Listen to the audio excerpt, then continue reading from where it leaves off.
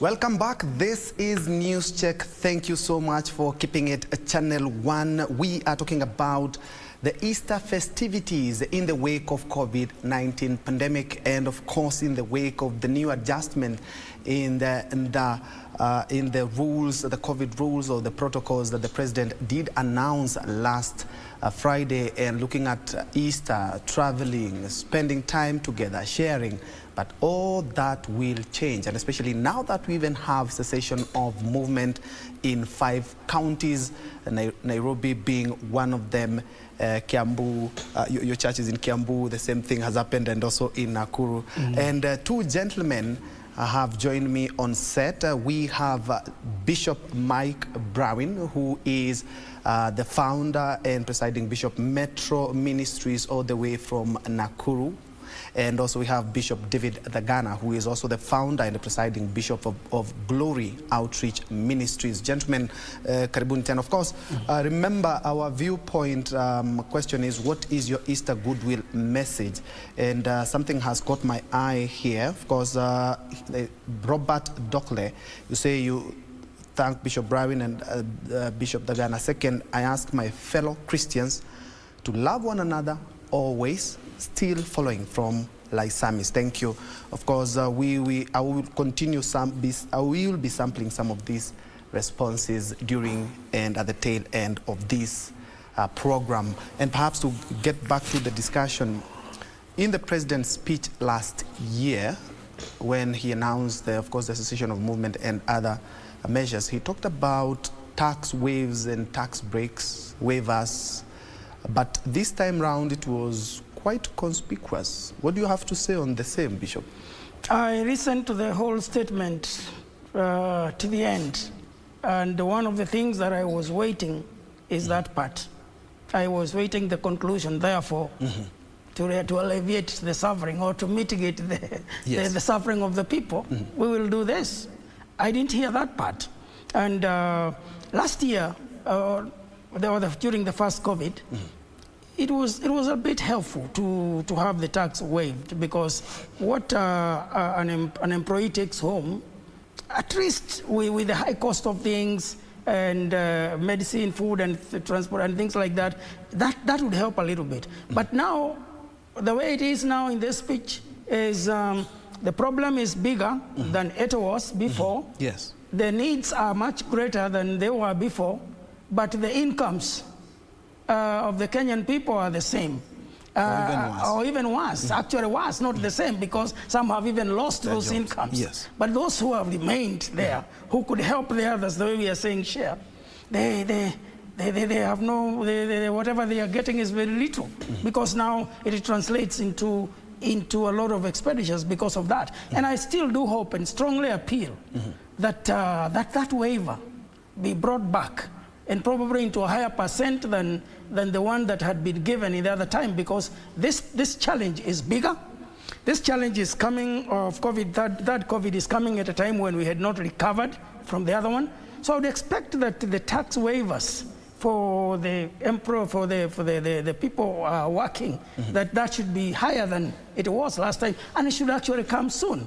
As we expect the waivers, we expect that the people who have lost their jobs, that somehow they can be helped to mitigate the situations they are going in. The musicians the other time had some money set apart for them, and the reason given was that because they will entertain us when we are at home during the stay home. I wish that would be extended to the religious leaders who, even without the people gathering, they are using a lot of money to reach out to their own people through the internet, through the phone calls, through the communication. So I wish that they would all be categorized together. The religious leaders, the charitable institutions, in that same category of the music, people who are taking care of the suffering people at home. We are praying for this country. We are spending a lot of our time and resources to be able to do, but we could be more effective if we were getting that support. But more so, let's have the waiver that is for everyone, and let's have something for those whom, even if the waiver is brought, they don't work, they have already lost the job, so that we can all together fight this COVID and make our life easier for each other. After all, we are talking about Easter. We are talking about hope. We are talking about keeping the hope of people alive. And it should be, right now, this should be the responsibility of every person. What can I do today, this week, to keep the hope alive for the other fellow Kenyan? Is it by those who have the responsibility to waive the taxes, let them do it. Those who have the responsibilities to share and to equitably distribute the meager resources that could be there to those who have lost their jobs. And as I always say many times, the church provides, and the religious leaders provides a framework for fair distribution and of the equitable resources to the very needy people on the ground, from those who have and those who don't. And those who are still fortunate that they are still working and they are still getting an income. This is the best time for them to demonstrate their generosity, to demonstrate their love for fellow Kenyans, to share with each other, because at the end of it all, when one person is fed and another person is hungry, there is no peace, even for the other one. There is a triangle of hierarchy of needs by Abraham Maslow. Abraham Maslow shows that some people at the bottom here have too many needs, and as the triangle goes to the peak, there are a few people there whose needs are different from the basic ones. Now, those who are at the top, at the peak here, to trickle down their resources, because if the majority of the people who are at the bottom of the triangle are needy, they are lacking food, they are lacking clothes, they are sick, the hospitals are full, they have lost their jobs. If they are hungry and they are needy, then those who are at the peak will not have the peace. That is why you find that in the previous first and second COVID, the crime increased so much. There was a lot of crimes, people breaking into other people's homes, shops, and then there was the question of who is breaking, because we are all at home. Yes, I remember that. Yes, that can repeat itself, and we don't want that history to repeat itself. Because the people at the bottom of the triangle, who are the majority, are hungry, they are naked, they are needy. We need to appeal strongly today to those who are at the peak of the triangle to share what they have with the majority who are at the bottom, so that we can also have peace. Yes, we can have less crime. Yes, and perhaps Bishop Brawin, do you share the same thoughts? Because last year there were some tax havens and perhaps tax adjustments, reliefs, and to alleviate the suffering of Kenyans and all those who have low income.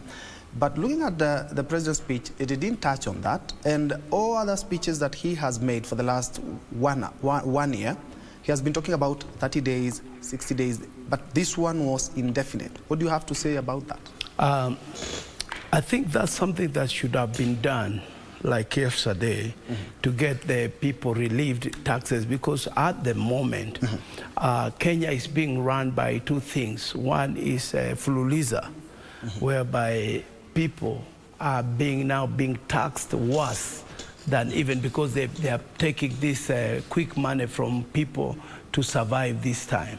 So I think the government need to come up with a way to work out to see how those people need really relief, because at the same time we have people who are very sick, and now the hospital are charging. It's not as free as people thought, that if you have COVID, you can go somewhere and get some help or treatment. So I think it's a high time they need to come up with a way as soon as possible and see how people can do. But the worst thing is this: even if they come with a way, how about the unemployment now that has been created, leave alone which we had naturally? You know, we naturally had a very huge percentage of unemployed people. But now there are people who have been made redundant just because of this situation at the moment. And once again, I can say the hotel industry and entertainment industry, which is a big thing in this country. And this was the only month, again, April is the month, because schools are closed. This is the time people would have gone with their family. Now there are hundreds and hundreds of people that have been rendered jobless, because no hotel man will have people, yet he can't maintain anything.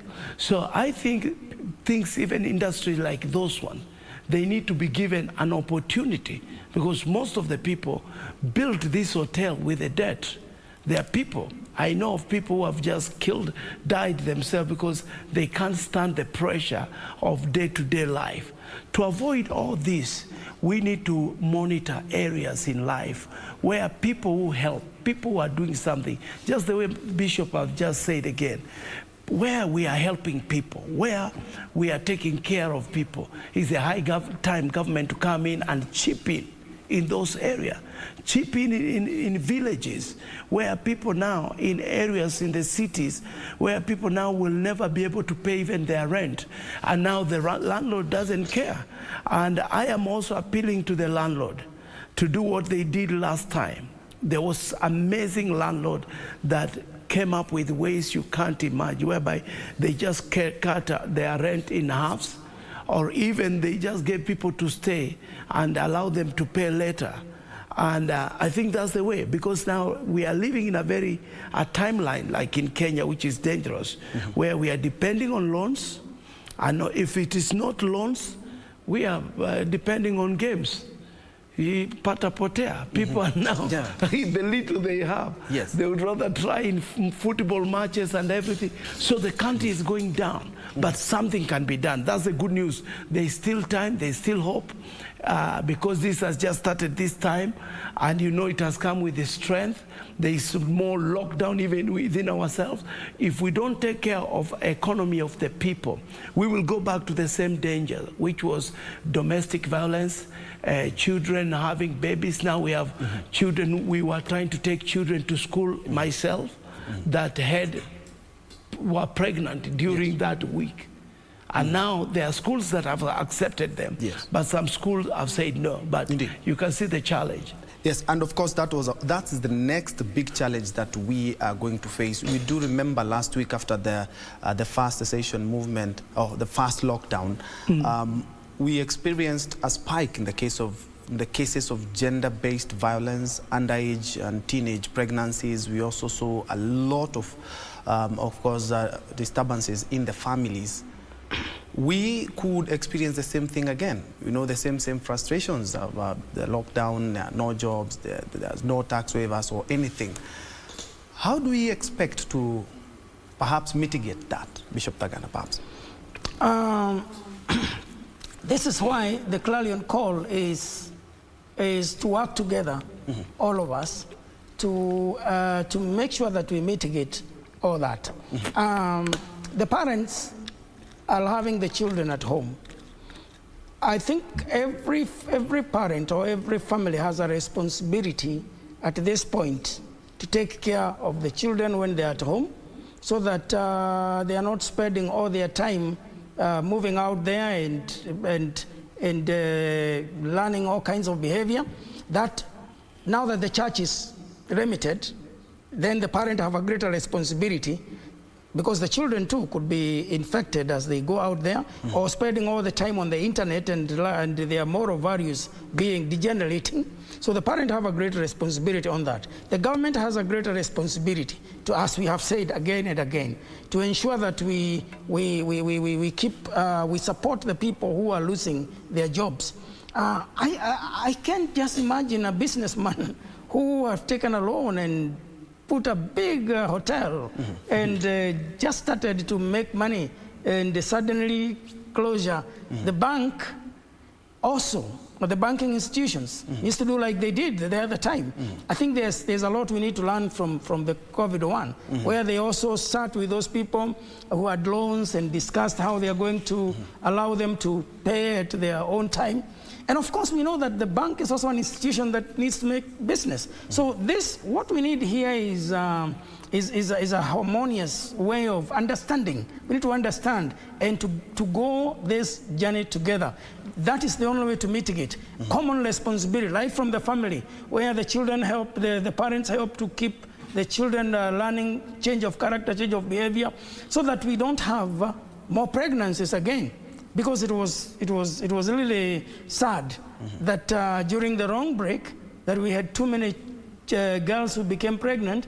Even now during the KCP that they just sat and the KCSE that is going on, there are some who are not able to sit for the exam or they are sitting when they are already in the hospitals delivering babies. That we should use the past, COVID-1 and 2, to learn the lessons from it and safeguard that from happening again. Because if we lose that generation, then we are losing the nation. Because the future of the nation is those children. If those children do not get education, education is critical to the sustainability of any nation. So if they will lose their education because they'll be pregnant by the time they are supposed to open, or they cannot be accepted back, that we will be losing a generation. We will be creating a nation that is not sustainable in its development goals. And we also need to have a bit of understanding on the part of those educational institutions, so that if people have babies, may not be the end of the world. They can still be given an opportunity to continue. So it is a whole combination of working together, the employer, the employees, the government, the church, the parents, all of us together. We need to face this third wave COVID so that we can mitigate the risk and the hardships that people are facing. Indeed. And perhaps, Bishop, you can add something on the same. For now, the Easter season, we're supposed to be having our families and our kids together, but looking at what happened last year, we had so many cases of gender-based violence. We also had broken families. We also had teenage pregnancies. Perhaps you can rope in that, and especially now, that is it time that parents now make sure that their kids are safe, and of course, a good time to bond. Easter. It's very sad of what happened previously. Very, very sad, because there were negligence. And that's why I don't know what will happen, but I'm requesting for, even if the government will come up with a plan to open areas like churches, some, and the mosque and other religious places where children can spend their time. Because once you lock those areas, that's one of the things.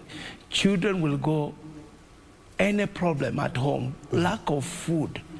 When there is no food in home, there is no happiness, there is no, even marriage. It is nothing to do with having children or being a happy family. A happy family has to have happy food. Lack of food, when a man is hungry, he's angry.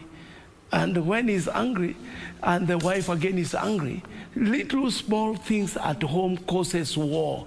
And it is very true, because this came so abrupt, and as you know, men don't know how to stay home. So when they stay home and then they cannot provide, and they're expected to provide, problem will start there. Quarreling will start there. So there must be a way where we can be able also to train our children and to report, because this was the fear of the parents, and the children were never taught how to report. So one of my appeal also to the children, please, you have just finished class 8 or you have done exam for Form 4, be careful. It's also your responsibility. And in case someone wants to touch you in a way that is not the right way, you have a right to report. So government should open more children facilities where children can feel free to report, because most of the people that had this problem, it was also in the family. It was incest. It is just among the people at their homes, around the compound, around the place.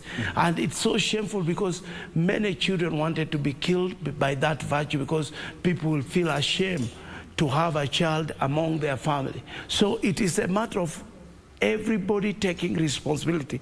This is no longer a government responsibility. It is a community. It's every person. And to encourage our children, even during this tough time. But I want just again to say that there must be a way to get food at homes, because any home without food has never had peace. Yes, indeed. And perhaps we can rope in something you guys concur, that there was supposed to be perhaps more discussions, perhaps churches, perhaps after Easter we could have done the lockdowns and everything. But look at this scenario where the government saw that, of course, perhaps if I was having the Easter holiday, I've gone home, perhaps the same thing, and you've held some pastoral, some missionary, but there could be another spike Don't you think the government perhaps did something good to say that for now, for Easter, let's just keep it low? Those are good intentions. They are good intentions. And, but then, remember that we have always kept the COVID protocols. We wash hands, we sanitize, we keep distance, we wear masks. All that we could still continue with our Easter services and our Easter celebrations. We were still keeping the same protocols. That is one. So really, the emphasis, as far as we understand, should be more on those protocols and observing those protocols. Of course, there is that leniency where people have become so reluctant with the protocols. The second one is the notice, the preparation of the people that this time there will be this lockdown. Because everyone by now, after having COVID-1, COVID-2, we all understand the dangers. That we all understand the danger. So a national conversation on how to reduce that trade would be very helpful. And it is during that conversation that I would expect those who are hard hit right now, like the churches, the hotels, and others, they would definitely come up with a way of handling it. And the way COVID is now, I think it is high time that we have that national dialogue or conversation as to how best we can do it. We have had lockdowns, we have had all the protocols, but the gloves are still going up. What is it that we need to do differently? And maybe those ideas could only come from that kind of a conversation. Yes. Indeed, Bishop, looking at the cases, we've not recorded so many cases as we have this year. Of course, the month of March being one of the darkest since we reported our first case in March, in February, March last year. And looking at what the president did on Friday, of course, it was quite unexpected, and it hit, and especially hit you guys of the clergy a lot. And looking at all the decision that he had to make, of course, he had to have some consultations. Bishop says there would have been a larger table for the conversations. But do you think whatever the president did was really, really, really necessary? Because looking at Easter, there's a lot of travel. Right now, as we speak, there are no ICU beds. You have a shortage of oxygen in the country. So right now, whatever the president did was actually in the best interest of all Kenyans. There are areas that are questionable, and there are areas that we agree they are best for the Kenyans. But the way even my brother has said, the best was to sit down and come up with a comprehensive plan, which other countries they have done like so, whereby yes, they have put some strictly restriction. In fact, like in Britain, you cannot, if you walk anyhow without proper permission, you are being fined. They are fining people for that. Yes. But at the same time, they have given people hope that no one will die out of that. If someone has to die, let him die of COVID or natural death, but not lack of food and other complications that are being created by the total shutdown that we have had, which is abrupt. Because this one, it's only that maybe they will not be able to record. He himself, before he came to shut down, he was in Tanzania. I don't support what Tanzania is doing, but at least there was more freedom of things that soon we will be depending on Tanzania. And there are bad things whereby we cannot open everything like that. But at the same time, we don't close everything for a situation that is not permanent. You don't close anything for something that is temporary. All you do is to increase the restriction measure, like people to wash hand. And the way I've just told you, it is also in a certain area. Go to open air markets, go to any market anywhere in this country. It's like, why should we stop this and yet get the same thing from the other people? There are people who will still do it. So I want to see the government coming up with another plan, and that is to control markets the way they have done in any other things, and then to call other stakeholders and even the churches to be told, what can we do that can help you run this without congesting people or allowing politicians to bring their politics so that they can bring more people to your church? Because church has got nothing to do with the number. It is the fellowship and the hope that it's giving people. That's the main thing about the church. The number can come anyhowly after the right thing is being dealt with. So I think he had a good intention, but there was no wide consultation. There was no that time whereby he could get other people and let them know how can we manage this? Because lack of movement, there are things that are right. There are things like that are not right. Like when the time, it is because the time you are putting people on this time. These people are going too early home, they have said. Too early. And people have nothing to do at home. I'm telling you, people are idle. And as you know, an idle mind is the devil's workshop. So I think something else should be planned well. But in the future, just in case there's even worse thing happen more than this, you need to explain to people and let people also give their opinion, because there is always a way out of any situation. Indeed. And talking of hope, gentlemen, and you as the clergy, you have a cardinal duty, of course. You also do a lot of pastoral duties and counseling for couples and families. How are we supposed to do it right now? Because we don't want battered economy, battered families as well. At the moment... yes, Bishop. No problem. At the moment, there has been people calling people, doing this kind of Zoom meeting, but the truth is, it is not the same. Yes, the counseling on Zoom could be a Zoom, big counseling on Zoom, on the phone, and everyone is afraid of everyone. So I think the best way used to be the right way, which we still do it in a small way. In our offices are open. People can come to office, but they have to book appointment. And but when people are in war, like in communication breakdown, there is always fear. Before, we were the one going after them. We were the one looking for them or reaching them through our missions or our ministries. But now, it has to be very strong members who really also have to trust their pastor in order to share their problem that they are going through. But my encouragement is every neighbor to be a friend to the neighbor.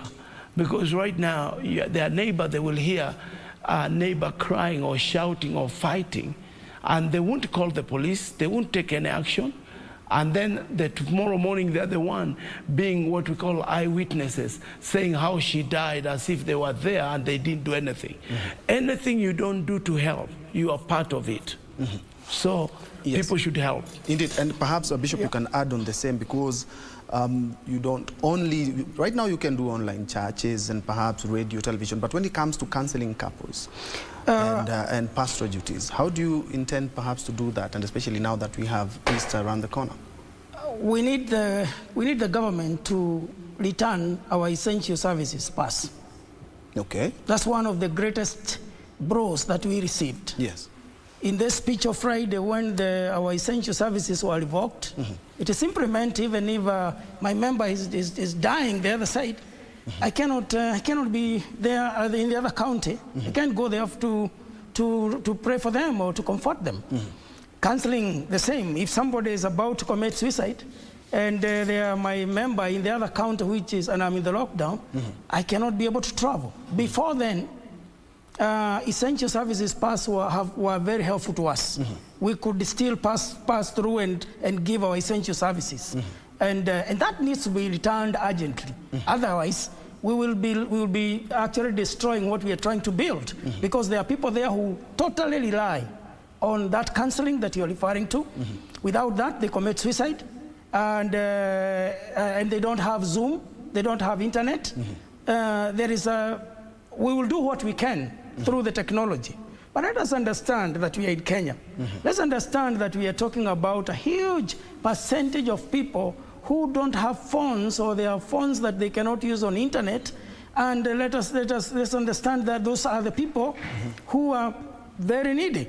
I go back to the Abraham Maslow's triangle of hierarchy needs, the bottom of the triangle, where we have the largest number of people who need basic needs, very basic needs. They cannot afford them.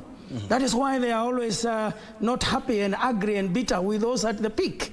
And they're the ones we need to help so that we can, and that's why one of the things that is easily stolen by guys is the phone, because they wonder why I should be having the phone and they are hungry. Yes. That's where they are. That's why people will vandalize my car, because they wonder why I'm driving and when they have no food or they have nothing else. So essential services pass for the councillors, for the minister of the gospels, whichever criteria they had used to give us in the past, they need to reinstate that. We had received them through the various umbrellas that we belong to. Like personally, I'm the General Secretary of the Federation of Evangelical and Indigenous Christian Churches of Kenya. So I received my essential services pass in that capacity. The other bishops who must travel. They must travel. They must travel because of the nature of the work that they do. So I think we need to do that. Then, so return the essential services pass. We continue doing what we can to those who are able to access internet through the Zooms, through the phones, through the WhatsApp groups that churches have built to nurture their members. But let us remember that fellowship is personal. Fellowship is intimate when it's one-on-one. And that could still be done respecting the COVID protocols. Because as I said earlier, we are by now, none of us is anymore taking COVID for granted. We know how dangerous it is. We fully understand the importance of taking care of the protocols. So counseling is best done one-on-one. We can still do that wearing our masks. We can still do that keeping the distance. We can still do that. We can still do our pastoral ministries within the limits of the protocols. And that again, that's why we are saying consultation with all stakeholders before some of these lockdowns are done would be very, very helpful. So that doesn't look rushed to the extent that some things have to be corrected shortly after that, because the consultation is not wide enough and looks like it's slashed. Indeed. Bishop Brawin, do you concur with what Bishop Thagana has talked about? And it's something that he has raised, that you need to be having essential services pass so as to actually be able to get access to people who perhaps are outside the five counties, so that we may try and help them one-on-one, as opposed to just having online services, WhatsApp groups and groups, Facebook, perhaps Facebook groups. Yeah, because one of the main bases as Christians that we have is prayer. And prayer, not even Christians, say as religious peoples, because even our brother Muslim, they pray. And I want people to know those are the most powerful tools for a human being. Ability to be able to pray, and ability to be able to be prayed on, someone praying for you. And because many times when people need help from pastors, they want to feel their presence. You cannot just tell someone, I'm gonna do it on air, I'm gonna do it like this. They want to see how you can be part of their life. And we know how, the way we've said, we know how to keep distance, to do all these things. So I think it is very, very important for pastors to be given ability and ways, not only pastor, bishops or ministers, to travel, because some of the preachers, their vehicles are the ambulances. I don't know a pastor with a car who has never helped people to take people to the hospital. And now we are losing people because we can't go to them. We cannot reach to some places, and we have vehicles, we have ways we can do. So I think that is the number one, very, very important. If there is a way it can happen, that those who are ready, they can apply for it, and the government can scrutinize and find the right thing, so that people can have ability to move from one place to the others, to give hope. And that will help our church, because the thing which will happen is this: after this, still the church will come back. At the moment, no matter how the worse will get, the church will still come back. But we don't want to come back weak. we need to come back strong. So we need to keep on strengthening the ties, even during this moment. And the only way we can do that is by giving hope and by praying for people.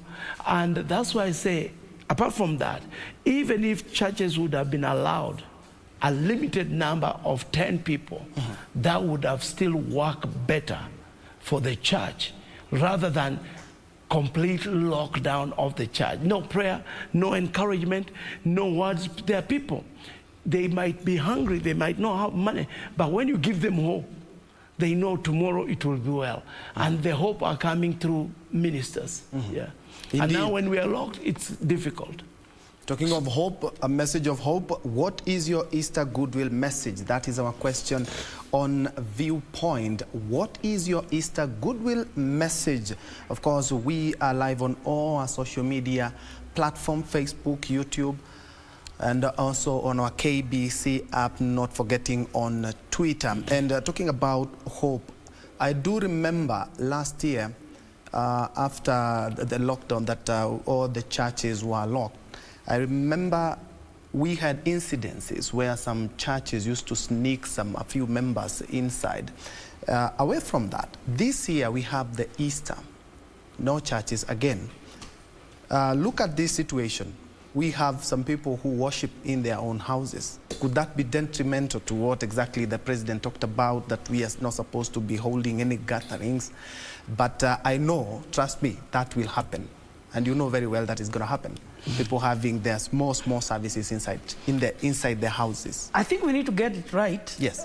Because as we said earlier, the speech, immediately after the speech was over, there was need for a lot of interpretations, and people started seeking interpretations. Part of the interpretations was on that. And from the Interfaith Council, the interpretation is that you could still have 15 people streaming the service. That includes the preachers and his crew that is streaming the message live, of course observing the protocols. So it is the number that is acceptable is a number of 15 who are gathering to stream their service and observing the protocols. The home services, if they are done within the family setup, then of course that is what should be happening every day, even when there is no lockdown. Yes. Families should be gathering for worship all the time. Where it would become a little bit a breach of the protocols is if families are coming from different places and converging together in one place. That may not be acceptable unless again that becomes the streaming live place for the 15 people who are again keeping the protocols. Okay, and you hold a thought on that, Bishop Brawin, but we know very well Easter comes with a lot of things. Yes, at times of hope, a time of hope, a time of business, a time of travel, but all that has changed. And you do know that Mama Ngina Drive in Mombasa is one of the places most frequented during this occasion, Easter and other festivities. But of course, for now, due to COVID-19, it is also under lockdown on itself. So let's hear Michael Mwandiga from Mombasa, a feel how people are supposed to survive, and especially those people who are doing business on the same end, the sightseeing people like us Kenyans. Mwandiga?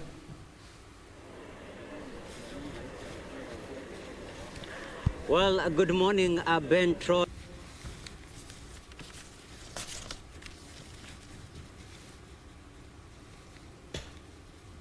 Here at Mama Ngina Waterfront Park, and usually during the Easter holidays it is a very busy place, but now the place has been closed down just to curb the spread of the virus.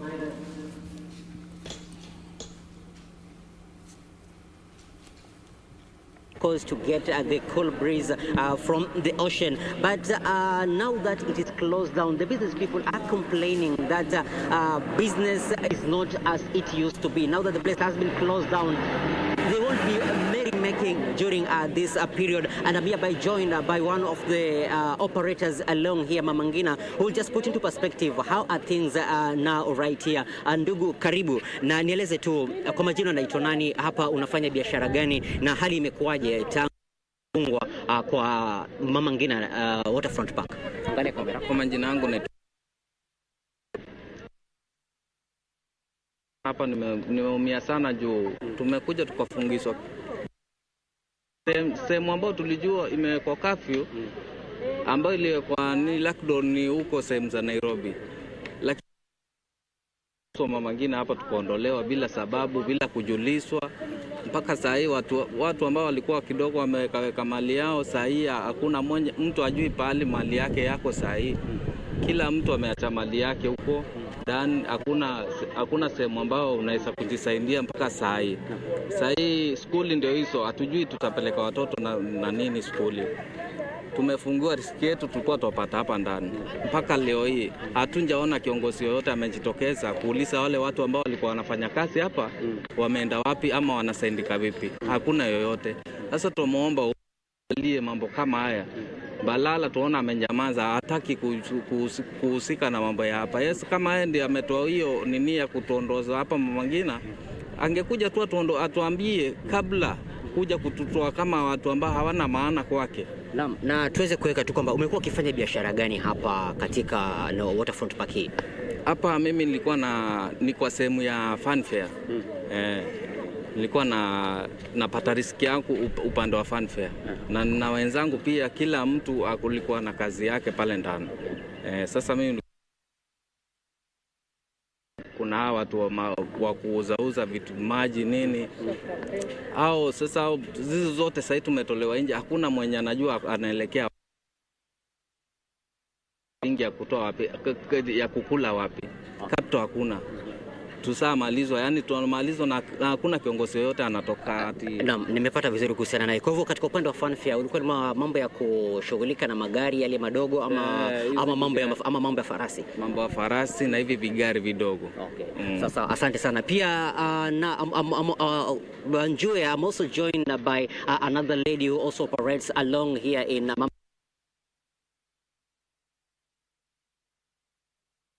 technical hitch. That's a live feed from the Mama Ngina front right there in Mombasa. Gentlemen, you've seen a sad state. It's a sad sight. I've been to Mama Ngina before COVID. I've seen how people flock there. I've also seen Mama Ngina drive last year at about October, November. But looking at the situation now, and the good thing, talking about, of course, business is down. We know the business has quite been hit, and especially at the coastal town. But it's talked about something very crucial. No leader has come out perhaps to see how they can help each other. That is the message that we are talking about here. It is the message on the ground that nobody has any problem with lockdown, but the conversation, the involvement of the gentleman in Mombasa in what is going to happen and how that will affect him. I think that conversation is what is lacking. It is not that anybody would be against the lockdown, but if you listen to him, he is saying, I have not had any information. I did not know it was going to happen. I thought lockdown is for Nairobi. Yes, he's pulling on his side. It's for Nairobi people. Yes. None of our leaders have come to talk to us. That is the cry of the Kenyan local mwananchi down there. Yes. That I understand the dangers of COVID, and I would want to do everything possible to prevent it. But can I be given an opportunity to suggest or to be prepared of what is going to happen, rather than wake up in one morning and hear from tomorrow this time, what happens to your stock if you had bought perishable stock like fruits and other stuff? That guy is saying, yeah, waiting for Easter festivities. Yes, yes. I think that involvement is that conversation, that preparedness is what is lacking, and leaders coming out, like he is saying, to speak and say, this is the way out. It seems like, which is unfortunate, it seems like when there is lockdown, our leaders step aside. Yeah. They don't want to be in the picture, and I know why. It's because they know when they come to the service, they will meet the hungry person. Yes. They will meet that guy whose stock is already getting lost. They will meet people, and they'll be guilty of the decisions they've made or what they have. That is why they also lock themselves out there. And when they service, they'll always service with 2022 or other things like that. There is a big disconnect, and we need leadership that is relevant, relevant to the times we are in, relevant, very optimistic about solutions that will come out. That's what I see in that gentleman. And he is speaking on behalf of millions of Kenyans who are in the similar situation. They prepared themselves for the Easter season. The business they do, or the worship they do, they bought things. Some went and took loans so that they can restock themselves. They were ready for it. But then, suddenly, all that goes down like water under the bridge. Bishop, come in with that, looking at the situation there. Really, it's very sad, because hope deferred make a heart sick. People live in small ways, and they do small things that keeps them every day. In fact, the fact that they cannot do much big thing, but that small thing, when it is stopped abruptly, it is so painful. And you have just heard of one person. You have no idea of those who are still have to pay rents, who will still have to feed their own children who are now at home. And just the way we were saying, children at home can be a big trouble rather than children to school. That's why parents feel so good when children go away, and even if they will have to come back or go boarding, that's okay. But now the small businesses, when they are affected, small work, just the way the hotel business was coming up, musicians were coming up, entertainment industry was coming up, without any information that this gonna, it's not how important the shutdown is. The worst thing is, why not inform the people so that the people can prepare? Because preparation gives everybody what we call a soft landing. If you are prepared well and you know, okay, this thing will go down, it's easy for you to come up with other plan to change other things. For people would have taken their family to their rural area. People would have rushed, change their styles, cut down their costs. You know there will be a lockdown. You can't stay to a house of 20,000. It's easy to get the one for 10. People would have adjusted themselves. Human beings are capable of that. But anytime you give them no notice, as if they are just foreigners, or people, even foreigners don't need to be treated like wise. It brings discouragement, and I'm telling you, if we don't have enough counseling and enough hope for those people, what will follow will be even worse. And someone says this, we create enmity on our own, because there are people, again, who will not agree for you to eat if they cannot eat.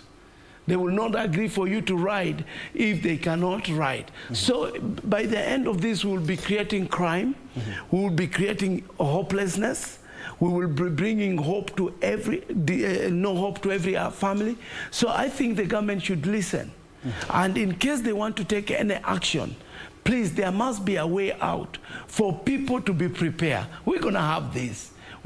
And you see, slowly things comes. People will still carry a heavy burden if they have been given in a slow way, rather than if you throw them the same burden on them, they can't carry it, it will kill them. So I think it is a high time for even those governors and those people in authority.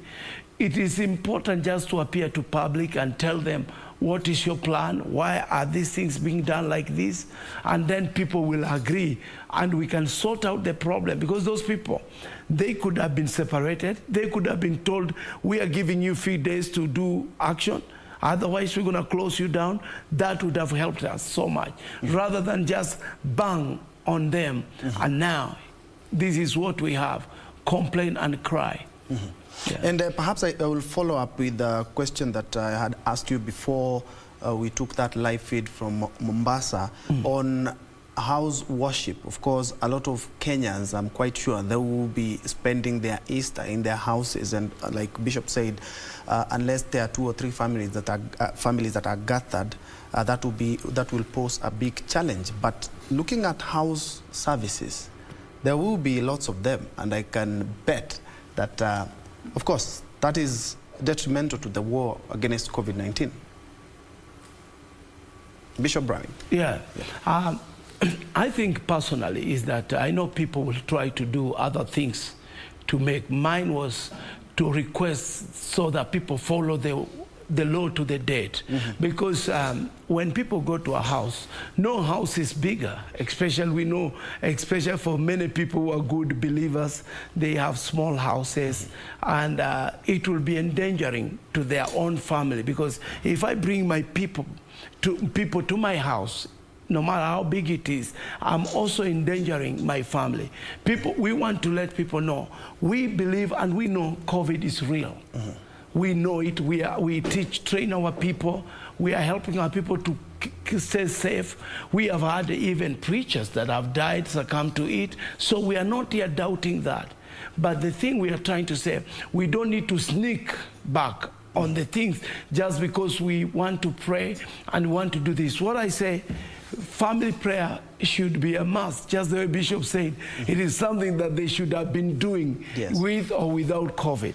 But when we talk of gathering, I will request even people of our church to avoid as much as possible until we get permission, so that we can keep ourselves safe with those big church buildings, rather than squeezing in a room or trying to do something that is sneaky, and then there will be police, there will be just a bad name for the church. So for the moment, we are praying and we are asking the government to have a way out, but at the same time, if we have to do any meeting, let us do it in a church facility rather than in home setups at this moment of COVID.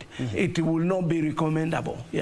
Indeed, strong words from the 2 men of the cloth talking about we should really avoid even those house services that you find sometimes 2, 3, 4, 5 families gather, so as to avoid making the situation, the COVID situation, worse. Remember, on our viewpoint question, today we are asking, what is your Easter goodwill message this Easter? And last year, I do remember we had masses, but without congregants inside. But this year around, all churches are required to be actually, and especially in the 5 counties, are supposed to be closed. I see Ras Freddy Candy talking about to get early to church and celebrate. I don't think that is going to happen, but I'm quite sure perhaps you wanted to say you're going to get early and you worship and celebrate with your family. Gentlemen, looking at the situation that we have, of course, we have to change from what we've been having in during Easter festivities, and of course the Ramadan will be coming up later, and other Hindu festivities. So those are all affected. How do a family celebrate to ensure that they still remain together, and especially when it comes to Easter, which is the time to be together, a time to share, and of course right now it's a time of hope. Bishop. Yes, that's a great question. It begins with the nuclear family, or the family that lives together. As that, to them, they can still celebrate their Easter within their house and among themselves, because the lockdown sometimes also provide an opportunity for people to be together, people who are usually never together. So let our Easter celebrations begin from our own families within, and use the opportunity of being within the home or the lockdown to celebrate. It may not be as big, as huge as the gatherings we may have anticipated, but let us not lose the hope that comes with it. So we begin from that. Then those who are again advantaged in that they can connect with their families through the various technological means, whether it is Zoom or Facebook or whatever it is, or WhatsApps. every family will understand if they get a call or a video call, or whatever it is, if they can get it in the rural area or wherever they are, they'll appreciate that they would have been together physically, but now they are not. So those who can will do that. Those who can't and can still probably have a phone that they can talk and wish each other well and let every other person in the family know that people are okay, because that is another problem. When people are locked down with the geographical boundaries and then they lock themselves in terms of communication, it creates a bigger problem, particularly to our parents in the homes, when they think, oh, what has happened? They are always here at this time. We expected them. Could they be sick? This thing we are hearing. So we would encourage the people to talk and to be generous with the information with their families through whatever means, because there are people, particularly those elderly people at home, who really value to hear that their children, their people are okay. Give them phones, their grandchildren, to talk to them, and whoever else. That will be the Easter for now. And everyone will appreciate that. Of course, as I said in the beginning, John 3:16 is the foundation. God loved the world, so he gave. And Easter is about giving. Just like God gave, is about giving. Use your phone. Said something to your parents, said something to less fortunate people, said something for them to celebrate. Remember those who are struggling, they lost their jobs. Share with them. The phones are not at any lockdown. If you have something said. And I really want to appeal to the Kenyans who have not lost their jobs and those who are doing well in their businesses. Please, you may be locked out in terms of traveling, the way you travel to go and take food to the children's homes, the way you normally use this Easter to go and do some work of charity. You may be locked out as far as that is concerned, but your phones and your accounts are not locked out. You can still send financial support to that children's home, and they can still celebrate while they are there, even if you don't go there physically. I want to appeal to the members. You might be at home and you are not going to the church, but you're not locked out from sending your offerings to your church, and because that's an obligation. It's part of our stewardship. Send your Easter gifts to your church through whichever channels that they have, because again, we don't want to become victims of circumstances of the lockdowns to the extent that even our own stewardship is affected, because at the end of it all, we will be defined by who we are, particularly during difficult times. Indeed. So we need to retain that. And of course, Brawin will chip in with the same. How do we as families celebrate now that there's no movement and of course no churches, no nothing? But anyway, we will be getting back to that, but we have rectified that technical hitch. So let's cross over to Mombasa. Modiga is on standby to give us a feel on how things are down at the coast.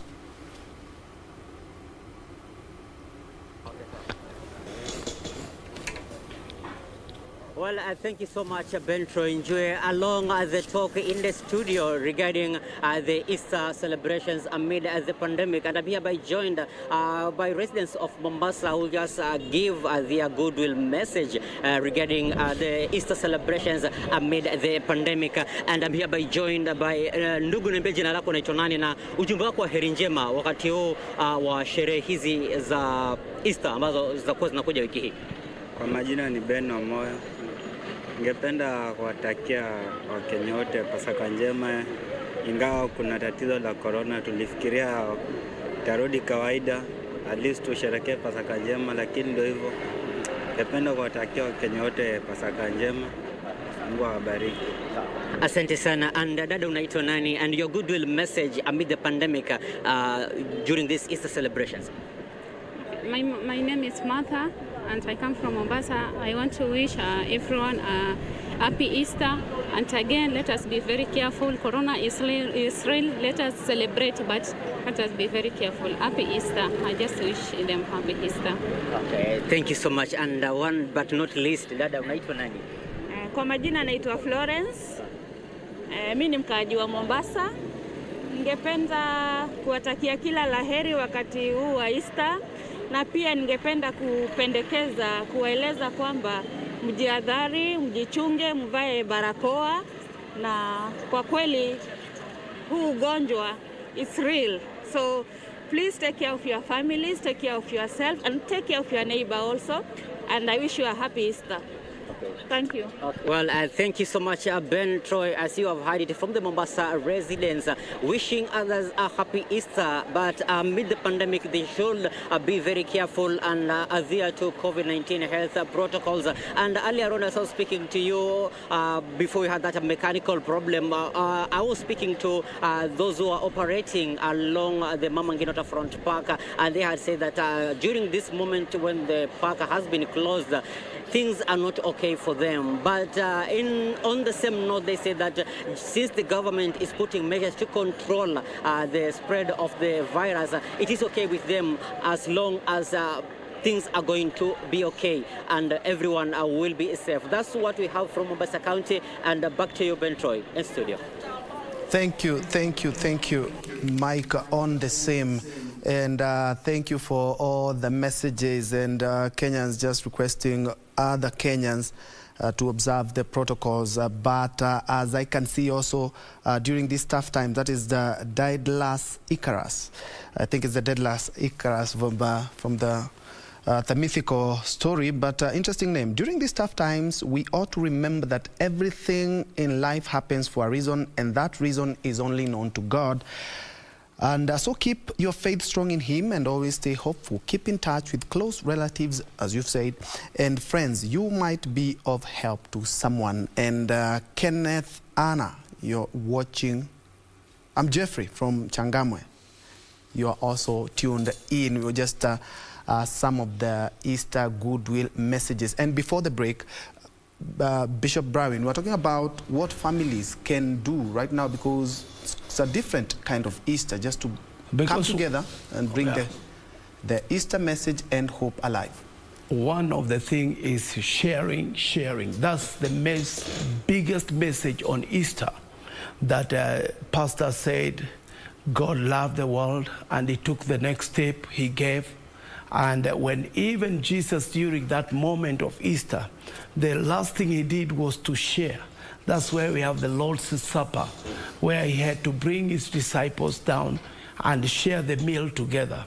So my prayer is that during this Easter, no one should go hungry. Nobody should suffer just because you lost your job or you lost something. So those who have, it is an opportunity. And let me tell you, giving is an opportunity, a golden opportunity to be like your own Father, to be like God. The way the Bible says God created us in His own image. One of His image, to look like Him, is ability to give and to give hope. So I'm requesting family to come together, pray together. You can pray on the phone, you can do everything, but the main thing, we share. Sharing is the most important thing. We give, and we have just said, even if you're a member of a church, please get in touch with your pastor. This is the time. Pastors now needs members more, needs people to support them. Indeed. It's very important. As we wind up, because I can see time is not on our side, Bishop Thagana, your final words. My final words are that there is hope. There is hope for us Kenyans. The COVID is a global challenge, it's a global pandemic, and we are facing it together as a global community, as a national community. There is hope. And as I said before, our hope is founded on the fact that we have a God who loves us, and this season of Easter, it reminds us that He died and He rose, because hopelessness would have been found if He never rose. But now that He rose, we can talk about hope, and therefore, I want to encourage every one of you to keep hope alive. Things will be better. God helped us overcome COVID-1, COVID-2. He is the same yesterday, today, and forever. He'll help us overcome COVID-3. Meanwhile, we must stick together and help one another, and love each other, encourage one another. And whoever is charged with the responsibility of making life better for others, please do your part. Do your part. Whatever you can do. Don't make it difficult. Do make things easier for others. May the Lord bless you. And I close by telling you, John 14:1, Jesus tells us, do not let your hearts be troubled. Believe in God. Believe also in me. Jesus says, let us put our hope in Christ at this time, the hope of our glory, and let us not be troubled. Things will get better. we will get back to our jobs. Children will get back to schools. I wish the KCSE students a wonderful time as they continue with their exams. Please don't overwhelm yourself with what is going on. Just focus on that. Okay. That is your future. Thank you. God bless you. Thank you, Bishop. Bishop Brawin. Mine is just to let you know that this is the greatest gift we have been given with God, his son Jesus. My prayer is that you can also do something special by allowing Jesus in your life, by receiving him by faith during this season for what he did for us. And that is nothing. It's just if you confess and believe in your heart, you will be saved. My prayer is we shall be win. It is not over until we finish strong. In Jesus' name, shalom. Amen.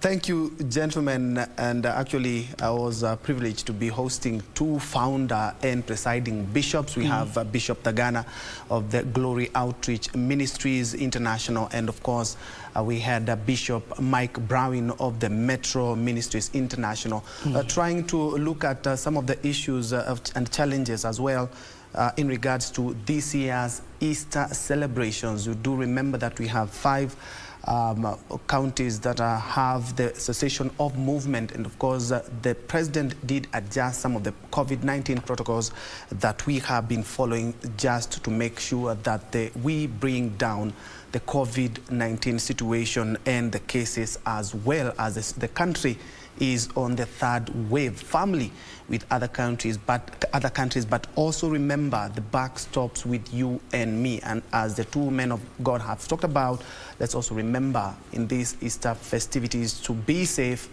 to stay clean, to keep the distance, observe all the COVID-19 protocols, and most of all, it's the time of sharing and giving. So let's share what we have. Stay safe, have a good and wonderful Easter. God bless you. And Tamrini is coming up next. I can see Suleiman Yeri is on standby. Thank you so much for watching. On behalf of each and everyone who has made this broadcast a success, do have yourself a blessed morning still. Yes, a couple of minutes to midday. My name is Ben Troy Njue, and Lensa Odingo and Lucy Mora has been our sign language interpreter for these 2 hours.